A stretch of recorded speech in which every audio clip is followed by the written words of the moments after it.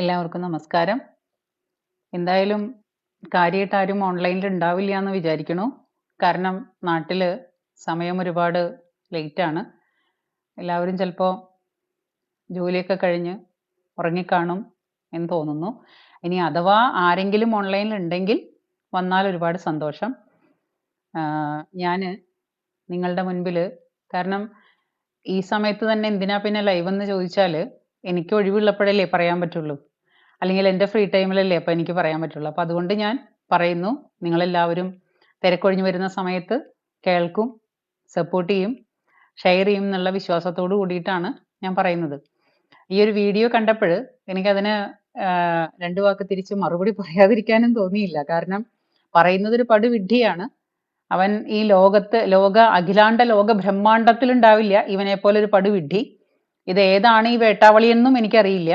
പക്ഷെ എന്നാലും വേട്ടാവളിയന്റെ വാക്കുകൾ, അതായത് പറ്റണമെങ്കിൽ പണി പറ്റിയിടട്ടെ, അതിന് ഒറ്റ രൂപയുടെ നഷ്ടമല്ലേ എന്ന് പറയുന്ന പോലെ ഏതെങ്കിലും ഭാഗത്തൊക്കെ വെച്ചിട്ട് പിന്നെ ഹലാലെന്നോ അല്ലെങ്കിൽ തട്ടത്തിൻ മറയത്തെന്നോ അല്ലെങ്കിൽ കൃഷ്ണഭക്തയെന്നോ അല്ലെങ്കിൽ കൃഷ്ണന്റെ പാട്ട് പാടിയിട്ടോ കുറച്ച് നാലുവരി തെറ്റാതെ പോലും പറയാൻ പറ്റാത്ത ഹിന്ദുവിന്റെ എന്തെങ്കിലും പുരാണങ്ങൾ പറഞ്ഞിട്ടോ എങ്ങനെങ്കിലുമൊക്കെ എവിടെങ്കിലൊക്കെ ഇടിച്ചു കയറി പിന്നെ ഈ വിറ്റുപോകാത്ത സാധനം ഉണ്ടല്ലോ അതിന് ചെലവാക്കാനായിട്ട് ശ്രമിക്കുന്ന പോലെ ഈ എവിടെയെങ്കിലുമൊക്കെ കിടന്ന് ചീഞ്ഞളിഞ്ഞുകൊണ്ട് പറയുന്ന കുറെ ഡയലോഗുകളാണ്. നമുക്ക് ശ്രദ്ധിക്കേണ്ട കാര്യമുണ്ടോ എന്ന് നിങ്ങൾ ചോദിച്ചേക്കാം ഒരു പക്ഷെ എന്നാലും ഈ വിഡ്ഢിത്തരത്തിന്റെ ഇടയിൽ കൂടിയാണ് പാര വരുന്നതെന്ന് നിങ്ങൾ മറക്കരുത്.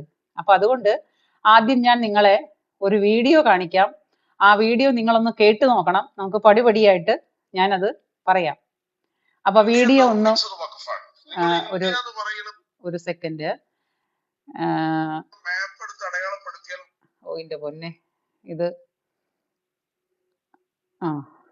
ഇന്ത്യ നിർമ്മിച്ചത് വഖഫാണ്. നിങ്ങൾ ഇന്ത്യ എന്ന് പറയുന്ന മാപ്പ് എടുത്ത് അടയാളപ്പെടുത്തിയാൽ വഖഫല്ലാത്ത പ്രോപ്പർട്ടി അഭിമാനത്തോടു കൂടി അടയാളപ്പെടുത്താൻ കഴിയാത്തൊരവസ്ഥ ഇന്ത്യക്കുണ്ട്.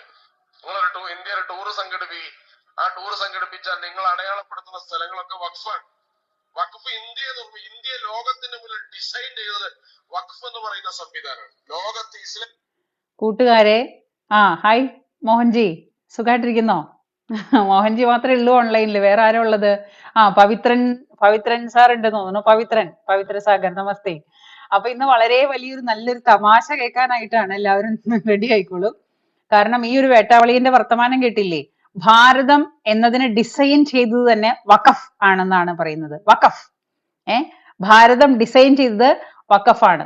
പിന്നെ ഭാരതത്തിന്റെ മാപ്പ് എടുത്ത് നോക്കിക്കഴിഞ്ഞാൽ, ടൂറൊക്കെ പോകാനായിട്ട് നമ്മൾ ഭാരതത്തിന്റെ മാപ്പ് എടുത്ത് നോക്കിക്കഴിഞ്ഞാൽ അല്ലെങ്കിൽ ഇന്ത്യയുടെ മാപ്പ് എടുത്ത് നോക്കിക്കഴിഞ്ഞാൽ അതില് എല്ലാ ദിക്കിലും വഖഫ് എന്ന് കാണാം. അടുത്തതും കൂടി കേട്ടു നോക്കൂ.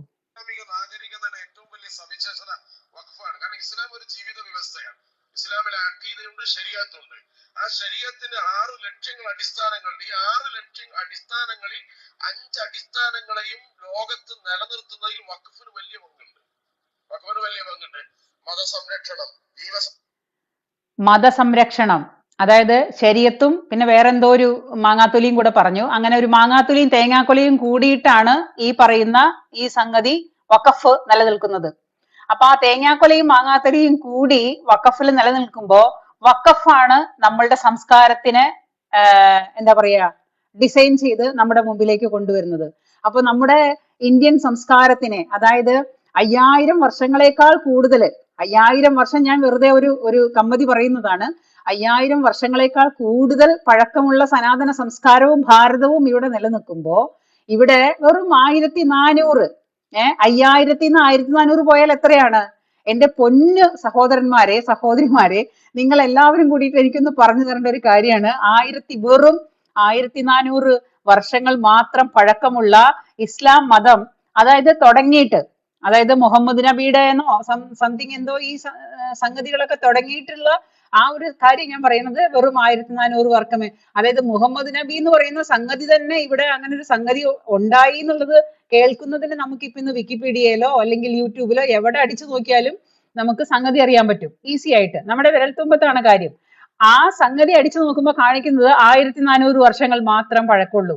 ഇവിടുത്തെ സംസ്കാരങ്ങൾ, സനാതനധർമ്മ സംസ്കാരം അല്ലെങ്കിൽ ഭാരത സംസ്കാരം ഇവിടെ 5000 വർഷങ്ങളെക്കാൾ പഴക്കമുള്ള ഒരു സംസ്കാരമാണ് ഈ ഇന്ത്യ ഭാരത മഹാരാജ്യത്തിലുള്ളത്. എന്നിട്ട് ഈ വേട്ടാവളിയൻ പറയുന്നു, ഈ വേട്ടാവളിയന്റെ പിന്നെ സംഗതിയോട് കൂടിയിട്ടാണ് ഈ മുസ്ലിമാണ് വഖഫാണെന്ന്, വഖഫാണ് നമ്മുടെ എല്ലാ കാര്യങ്ങളും തീരുമാനിക്കുന്നതെന്നാണ് മോഹൻ സാറെ അങ്ങനെ പറയാണ്ട് നിവൃത്തിയില്ല. കാരണം ഇവൻ പറയുന്ന വാക്കുകൾക്കൊക്കെ അല്ലെങ്കിൽ ഞാൻ വല്ല തെറിയും പറയണം, അപ്പൊ അത് കുറച്ച് ഓവറായി പോകും. അതുകൊണ്ടാണ് ഞാൻ ഇവന്റെ ഈ തേങ്ങാക്കൊലയും മാങ്ങാത്തൊലിയും എന്ന് പറയാൻ തന്നെ കാരണം അതാണ്. കാരണം അത്രയും വാല്യൂ ഉള്ളൂ. നമ്മൾ തേങ്ങയ്ക്കൊക്കെ നല്ല വിലയുണ്ട്, മാങ്ങാത്തൊലിയും നമുക്ക് വളരെ ഇഷ്ടമാണ്. പക്ഷെ അതിനേക്കാളും ബോറാണ് ഈ ജാതി വർത്തമാനങ്ങൾ. ബാക്കിയും കൂടെ കേട്ടു നോക്കൂ. ഇസ്ലാമിലെ അഖീദയുണ്ട്, ശരീഅത്തുണ്ട്. ആ ശരീഅത്തിന്റെ 6 ലക്ഷ്യങ്ങൾ അടിസ്ഥാനങ്ങളുണ്ട്. ഈ 6 ലക്ഷ്യ അടിസ്ഥാനങ്ങളിൽ 5 അടിസ്ഥാനങ്ങളെയും ലോകത്ത് നിലനിർത്തുന്നതിൽ വഖഫിന് വലിയ പങ്കുണ്ട്. വഖഫിന് വലിയ പങ്കുണ്ട്. മതസംരക്ഷണം, ജീവസംരക്ഷണം, അതുപോലെ മനുഷ്യന്റെ പ്രോപ്പർട്ടി സംരക്ഷണം. സോറി, ഞാനത് വീഡിയോ കാണിച്ചത് ശരിയായില്ല. സംരക്ഷണം. ആ, ഇന്ത്യ നിർമ്മിച്ചത് വഖഫാണ്. നിങ്ങൾ ഇന്ത്യ എന്ന് പറയും, ലോകത്ത് ഇസ്ലാമിക നാഗരികതയുടെ ഏറ്റവും വലിയ സവിശേഷത വഖഫാണ്. കാരണം ഇസ്ലാം ഒരു ജീവിത വ്യവസ്ഥയാണ്. ഇസ്ലാമിലെ അഖീദയുണ്ട്, ശരീഅത്തുണ്ട്. ആ ശരീഅത്തിന് 6 ലക്ഷ്യങ്ങൾ അടിസ്ഥാനങ്ങളുണ്ട്. ഈ 6 ലക്ഷ്യ അടിസ്ഥാനങ്ങളിൽ 5 അടിസ്ഥാനങ്ങളെയും ലോകത്ത് നിലനിർത്തുന്നതിൽ വഖഫിന് വലിയ പങ്കുണ്ട്. വഖഫിന് വലിയ പങ്കുണ്ട്. മതസംരക്ഷണം, ജീവസംരക്ഷണം, അതുപോലെ മനുഷ്യന്റെ പ്രോപ്പർട്ടി സംരക്ഷണം, അതുപോലെയുള്ള മനുഷ്യന്റെ വംശ സംരക്ഷണം, നസ്ല് പോലെയുള്ള കാര്യങ്ങൾ. ഈ കാര്യങ്ങളൊക്കെ യഥാർത്ഥത്തിൽ ലോകത്ത് നിലനിർത്തിയത് വഖഫിലൂടെയാണ്. കേട്ടല്ലോ. അപ്പോ മതസംരക്ഷണം, ജാതി സംരക്ഷണം, വംശ സംരക്ഷണം, നമ്മുടെ സ്വത്ത് സംരക്ഷണം, ഈ 4 കാര്യങ്ങളാണ്. അപ്പൊ നമ്മുടെ ജാതി സംരക്ഷിക്കുന്നത് വഖഫാണ്, നമ്മുടെ സ്വത്ത് സംരക്ഷിക്കുന്നത് വഖഫാണ്, നമ്മുടെ വംശം സംരക്ഷിക്കുന്നത് വഖഫാണ്, ബാക്കി നമ്മുടെ മറ്റെല്ലാ തരത്തിലുള്ള സംഗതികളും നമ്മളെ സംരക്ഷിക്കുന്നത് വഖഫാണ്. അപ്പോ ഇനി നിങ്ങൾ എല്ലാവരും ഇടത്തോട്ട് തിരിഞ്ഞിരുന്നിട്ട് ടോയ്ലറ്റിൽ പോകണം, ഇടത്തോട്ട് തിരിഞ്ഞിരുന്നിട്ട് പിന്നെ വെള്ളം കുടിക്കണം, ഇടത്തോട്ട് തിരിഞ്ഞിരുന്നിട്ട് നിങ്ങൾ എണീക്കണം, ഇടത്തോട്ട് ഇനി നിങ്ങൾ പുറത്ത് പോയി നിന്നിട്ട് അകത്തോട്ട് മൂത്രമൊഴിക്കണം. കാരണം പണ്ട് നമ്മുടെ നാട്ടിലെ കാരണന്മാരൊക്കെ പറയും ഈ ടീം എല്ലാ കാര്യങ്ങളും തല തിരിച്ചേ ചെയ്യുള്ളൂ എന്ന്. ഇവര് ഈ മൊത്തത്തില് നമ്മുടെ കാരണന്മാരെല്ലാവരും പറഞ്ഞു കേട്ടിട്ടുണ്ട്, ഈ പറയുന്നവന്മാര് മൊത്തത്തില് യവന്മാർക്ക് ഇവര് തല തിരിച്ചേ എല്ലാം ചെയ്യുള്ളൂ എന്ന്. അതായത് അകത്ത് നിന്നിട്ട് പുറത്ത് നിന്നിട്ട് അകത്തോട്ട് തുപ്പുത്രൻ, അങ്ങനത്തെ ടീമാണ് ഇവര്. അപ്പൊ ഇവർക്കെല്ലാം തലതിരിഞ്ഞാണ്. അപ്പൊ അതുകൊണ്ട് നമ്മുടെ ജാതി സംരക്ഷിക്കുന്നത് 5000 വർഷങ്ങൾ പഴക്കമുള്ള നമ്മുടെ സംസ്കാരം സംരക്ഷിക്കുന്നത് വഖഫാണ്. നമ്മുടെ ജാതി വ്യവസ്ഥ സംരക്ഷിക്കുന്നത് വഖഫാണ്. എല്ലാ കാര്യങ്ങളും സംരക്ഷിക്കുന്നത് വഖഫാണ്. ഇത് ആരാണപ്പാ ഈ വഖഫ് എന്ന് പറയുന്ന ഈ തേങ്ങാക്കൊല? എനിക്കറിയാൻ പാടില്ല. ഈ വഖഫ് എന്ന് പറഞ്ഞിട്ട്, അതായത് എന്റെ വീടിന്റെ മുന്നിൽ വന്ന് നിന്നിട്ട് ഇത് വഖഫിന്റേതാണെന്ന് അവനങ്ങ് കൽപ്പിച്ചു കഴിഞ്ഞാല് അത് വഖഫിന്റേതായി. എനിക്ക് എന്താ പറയാ, ചിരിക്കണോ കരയണോ എന്ന് എനിക്ക് അറിയണില്ല. ഇത് നമുക്ക് എല്ലാവർക്കും ഒരു നേരം പോക്ക് പോലെ ഞാൻ പറയുന്ന ഒരു കാര്യമാണ്. എനിക്ക് ചിരിക്കണോ കരയണോ എന്ന് എനിക്ക് മനസ്സിലാവണില്ല. അതാണ് വഖഫ്. ഇപ്പൊ വഖഫ് വന്ന് ഭാരതം മൊത്തം വഖഫിന്റേതാണെന്നാണ് പറയുന്നത്. എത്ര ഈസിയാണ് കാര്യങ്ങൾ. ഇവന്മാര് ചെയ്യുന്ന തെണ്ടിത്തരങ്ങൾ നിങ്ങൾക്ക് കേൾക്കണോ? അതായത് പല തരത്തിലുള്ള ഈ മുഹമ്മദ് നബി ജനിക്കുന്നതിന് മുമ്പേ ഉള്ള നമ്മുടെ ഭാരത സംസ്കാരത്തിലുള്ള ക്ഷേത്രങ്ങൾ വരെ ഇപ്പൊ ഇവന്മാർ അവകാശപ്പെട്ടിട്ട് പറയാണ് വഖഫിന്റേതാണെന്ന്. അന്ന് മുഹമ്മദ് നബി ജനിച്ചിട്ട് പോലുമില്ല. അപ്പൊ ആ ജനിക്കുന്നതിന് മുമ്പേ ഉള്ള നമ്മുടെ ക്ഷേത്രങ്ങളും പുരാണങ്ങളും ഇതിഹാസങ്ങളൊക്കെ നിറഞ്ഞ നമ്മുടെ ക്ഷേത്ര പരമ്പരകൾ ചൂണ്ടിയിട്ട് പറയാണ് വഖഫ് ഇത് വഖഫിന്റേതാണ്. അപ്പൊ വഖഫിന്റെ എന്ന് പറഞ്ഞാൽ വക്ക് പോയവന്റേന്നാണോ അർത്ഥം? I don't know. അങ്ങനെയും അർത്ഥം വരുന്നു തോന്നുന്നു, എനിക്കറിയില്ല. കാരണം നമ്മളിൽ ഓരോരുത്തർക്കും പറയാലോ നമുക്ക് തോന്നിയത്. ഞാൻ ഇന്ത്യൻ പ്രധാനമന്ത്രിയാണ്, അറിയില്ലേ? എന്നെ അറിയില്ലേ നിങ്ങൾ എല്ലാവരും? ഷൈനി മധുസൂദനൻ ഇന്ത്യൻ പ്രധാനമന്ത്രിയാണ്. നിങ്ങൾ വിശ്വസിച്ചില്ലേ? എന്താ നിങ്ങൾ വിശ്വസിക്കാത്ത? ഒന്ന് വിശ്വസിക്കപ്പോ എല്ലാവരും. ഞാനല്ലേ ഇന്ത്യൻ പ്രധാനമന്ത്രി? അതെന്താ നിങ്ങൾ ഞാനാണ് സർവേശ്വരൻ, നിങ്ങൾ എന്താ വിശ്വസിക്കാത്ത? നിങ്ങൾക്ക് വിശ്വാസം വരുന്നില്ലേ? നാളെ മുതൽ എല്ലാവരും എന്നെ വന്നിട്ട് കുമ്പിടണം, എന്നെ തൊഴണം. ഞാനാണ് സർവ്വ രാജ്യങ്ങൾക്കും അധിപനായിട്ടുള്ള സർവേശ്വരൻ ഞാനാണ്, സർവേശ്വരി ഞാനാണ്. എല്ലാവർക്കും വിശ്വാസമായില്ലേ?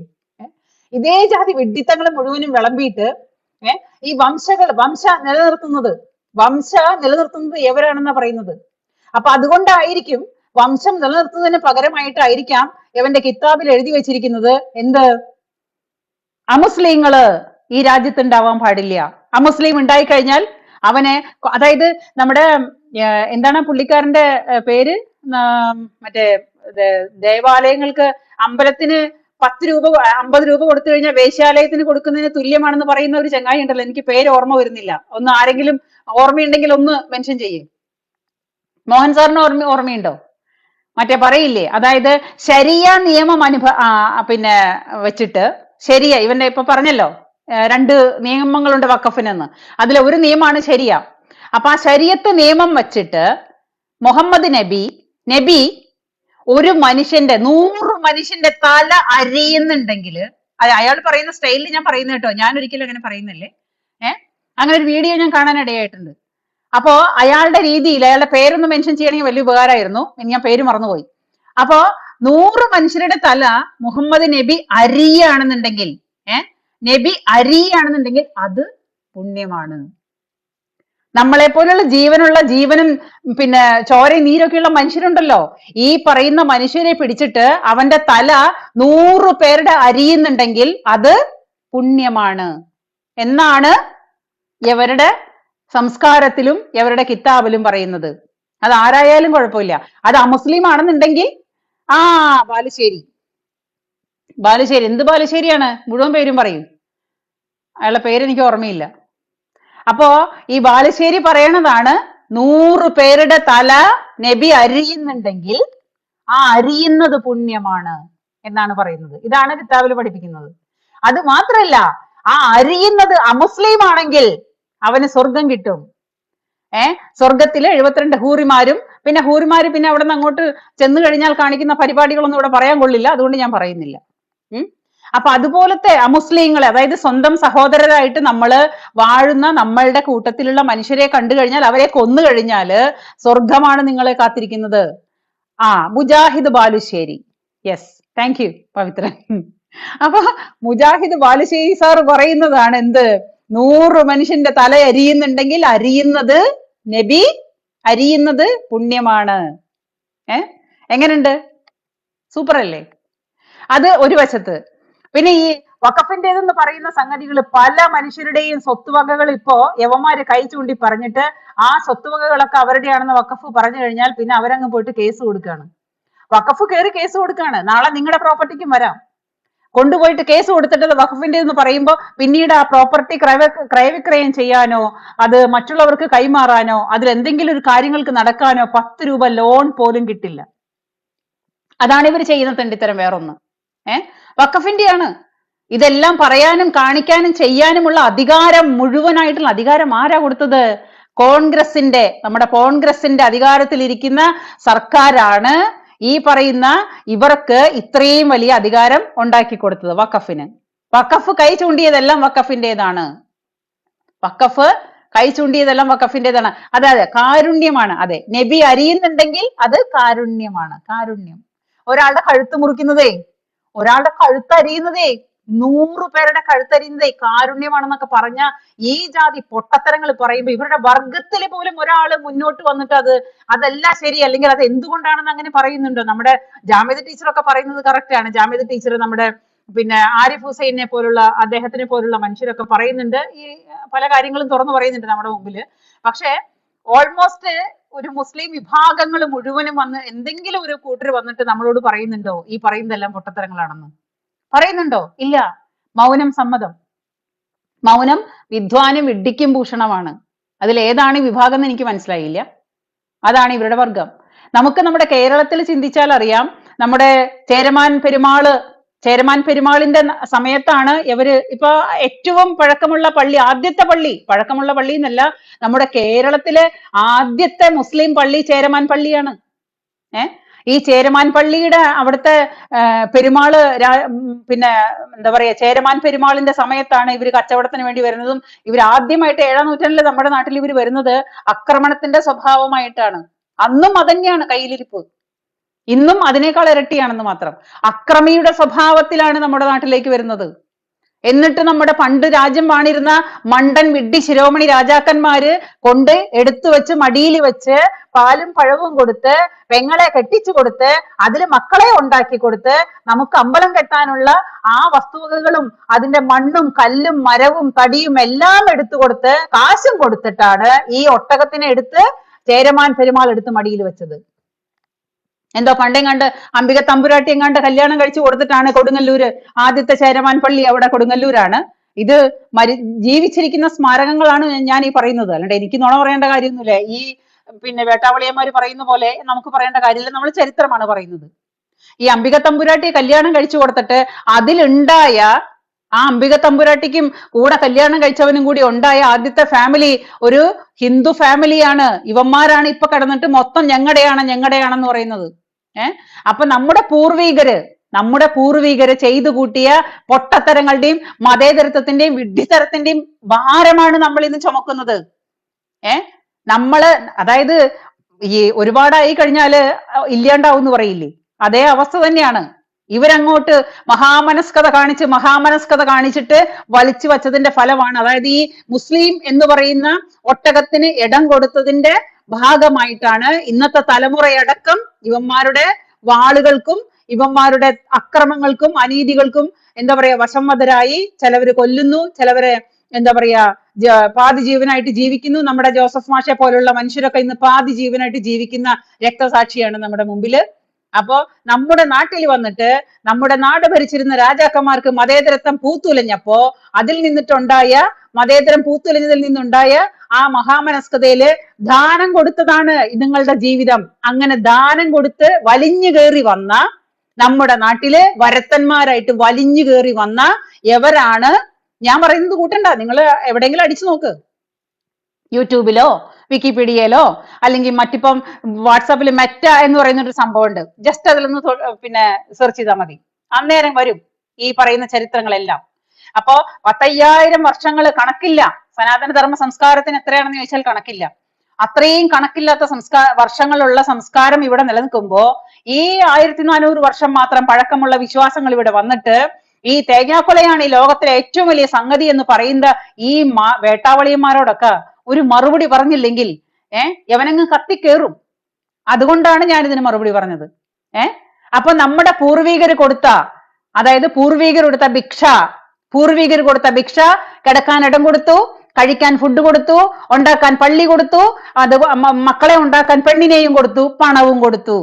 ഇതെല്ലാം നമ്മുടെ കയ്യിൽ നിന്ന് വാങ്ങി തിന്നിട്ടാണ് ഇപ്പൊ നമ്മുടെ നേരെ തിരിഞ്ഞിട്ട് നീ വഖഫിന്റേതാണ്, ഭാരതം വഖഫിന്റേതാണ്, ഭാരതത്തിന്റെ ഡിസൈൻ തന്നെ പിന്നെ ഉണ്ടാക്കിയത് വഖഫാണ്. അപ്പൊ എങ്ങനെയുണ്ട്? ഇപ്പൊ എങ്ങനെയുണ്ട്? എല്ലാവർക്കും സന്തോഷായില്ലേ? ഈ സന്തോഷം എനിക്ക് നിങ്ങളുമായിട്ടൊന്ന് പങ്കുവെക്കണം എന്ന് തോന്നി. അതുകൊണ്ടാണ് ഞാനിപ്പോ നേരം വൈകിയ സമയത്ത് എല്ലാവരെയും കൂടി കാണാൻ വന്നത്. അപ്പൊ നമ്മളെങ്കിലും വിഡ്ഢിയാവാതിരിക്കുക. നാളത്തെ തലമുറയ്ക്ക് അല്ലെങ്കിൽ ഈ ഇപ്പൊ കുറച്ച് ദിവസം മുമ്പ് കണ്ടില്ലേ ഒരു എന്താ പറയാ തലയിൽ പർദ്ദ കെട്ടി കൊടുക്കുന്നത്. അപ്പൊ ആ സംഭവങ്ങളൊക്കെ നമ്മുടെ പുതിയ തലമുറയ്ക്ക് നമ്മുടെ ഇപ്പൊ നെറ്റ്ഫ്ലിക്സില് എന്തോ ഒരു പ്രശ്നം വന്നു എന്ന് പറയുന്നത്. നെറ്റ്ഫ്ലിക്സ് മിക്കതും ഇന്ത്യയിൽ നിരോധിക്കുന്നാണ് പറഞ്ഞു കേൾക്കുന്നത്. അത് നമ്മുടെ ABC ചാനൽ മാത്രമേ റിപ്പോർട്ട് ചെയ്തുള്ളൂ.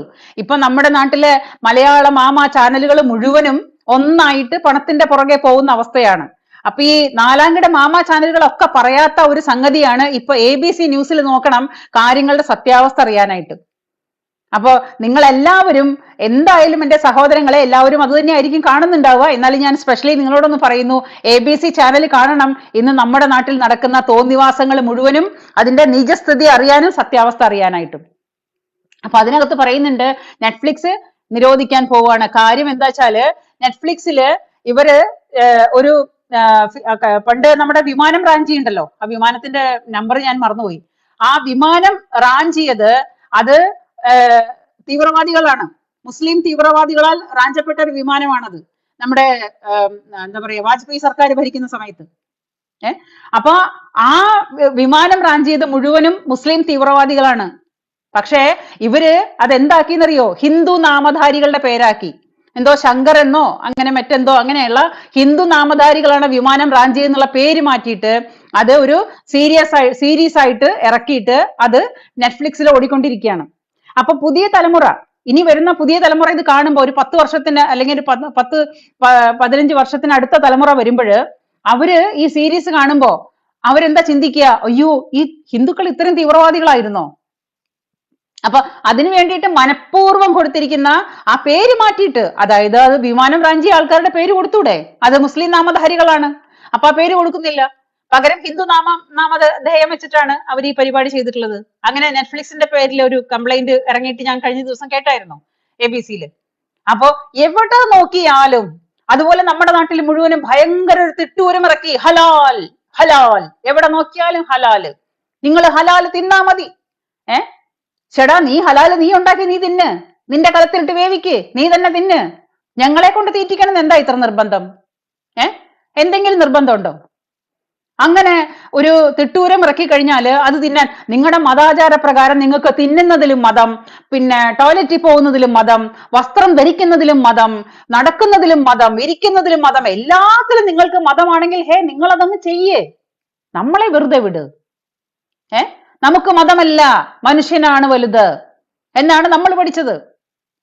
ഇവര് ജനിച്ചിട്ട് കണ്ണും തുറന്ന് പിന്നെ നടന്ന് പിച്ച വെക്കുന്നതിന് നേരെ പോകുന്നത് മദ്രസയിലേക്കാണ്. ആ മദ്രസയിൽ പറഞ്ഞു കൊടുക്കുന്ന വേദാന്തങ്ങളാണ് ഈ വിഴുങ്ങിയിട്ട് ഈ പറയുന്ന രീതിയിലുള്ള വഖഫ് എന്റെയാണ്, വഖഫ് ഭാരതമാണെന്ന് പറഞ്ഞു വരുന്നത്. അപ്പൊ നിനക്ക് മതം 4 നേരമോ 5 നേരമോ 10 നേരമോ നീ മതം പുഴുങ്ങി തിന്ന്. എന്തിനാണ് മറ്റുള്ളവരുടെ നെഞ്ചത്തോട്ട് കയറാൻ വരുന്നത്? നിനക്ക് തന്നെ നിന്റെ വീട്ടിൽ പുഴുങ്ങി തിന്നാ പോരെ? ആരുടെ നേരെയാണ് നീ വന്നിട്ട് ഈ കൈ ചൂണ്ടി പറയുന്നത് ഇവിടെ ഹലാല് മതി എന്ന്?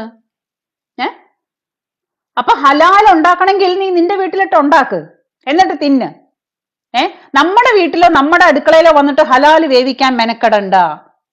സത്യമല്ലേ? നമുക്ക് ഹലാല് വേണ്ട. നമ്മൾ കിട്ടുന്നതൊക്കെ തിന്ന് കഴിക്കുന്ന ഒരു മനുഷ്യരാണ്. അതുകൊണ്ട് നമുക്ക് ഹലാല് വേണ്ട. നിങ്ങൾ ഹലാല് തിന്ന്. അപ്പൊ ഹലാലിന്റെ രൂപത്തിലും മറ്റുള്ള ഈ പർദ്ദയുടെ രൂപത്തിലും മതം മാറ്റത്തിന്റെ രൂപത്തിലും വഖഫിന്റെ രൂപത്തിലും ഈ ജാതി തോന്നിവാസങ്ങൾ മുഴുവനും പറഞ്ഞിട്ട് നമ്മുടെ നെഞ്ചത്തോട്ട് കയറാൻ വരുന്ന ഈ വർഗങ്ങൾക്ക് ചുമ്മാ കുത്തിയിരിക്കുമ്പം ചരിത്രം എന്താണെന്ന് ഒന്ന് പഠിച്ചൂടെ? ഈ മദ്രസയിലാണെങ്കിലും സ്കൂളിലാണെങ്കിലും നിങ്ങൾക്ക് ചരിത്രം പഠിച്ചൂടെ? എന്നാ തലയ്ക്കകത്ത് വെളിവുണ്ടാവില്ലേ? ഈ മുജാഹിദ് ബാലുശ്ശേരി പോലുള്ള മതസ്ഥരോടാ ഞാൻ ഈ ചോദിക്കുന്നത്. അല്ലെങ്കിൽ തലപ്പത്തിരിക്കുന്ന മതമേൽ അധ്യക്ഷന്മാർക്കൊന്ന് പറഞ്ഞു കൊടുത്തൂടെ?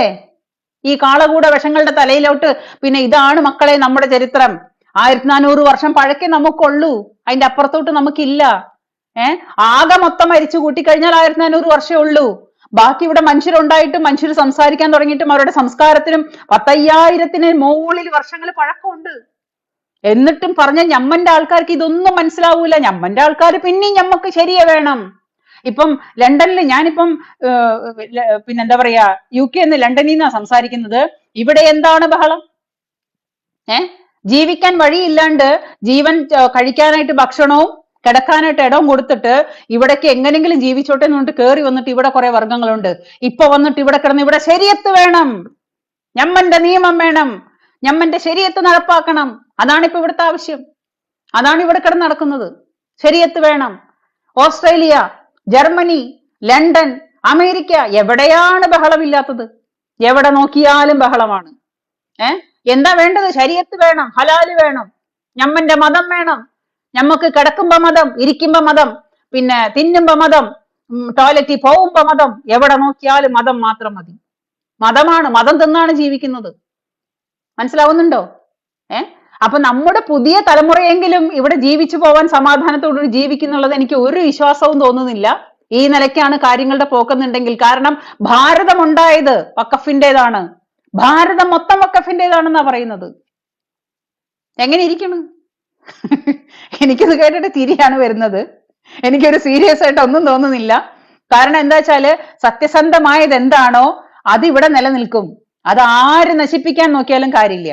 ഇതൊക്കെ പല രാഷ്ട്രീയ പാർട്ടികളുടെ കുതന്ത്രത്തിന്റെ ഭാഗമായിട്ട് ഈ ഒരു വിഭാഗത്തിനെ കയറൂരി വിട്ടിട്ട് ഈ ഒരു വിഭാഗത്തിന് എല്ലാ തരത്തിലും ചെല്ലും ചെലവും കൊടുത്ത് വളർത്തിയിട്ടാണ് ഇതിപ്പോ ഇങ്ങനെ ചെലക്കാൻ തുടങ്ങിയത്. അല്ലെങ്കിൽ ഈ വേട്ടാവളിയന്മാരെ പോലുള്ളവൻ ഇതേപോലെ അവന്റെ മതത്തിന്റെ തേങ്ങാക്കൊലയും മാങ്ങാത്തൊലിയും ഒന്നും പിടിച്ചു വരില്ല.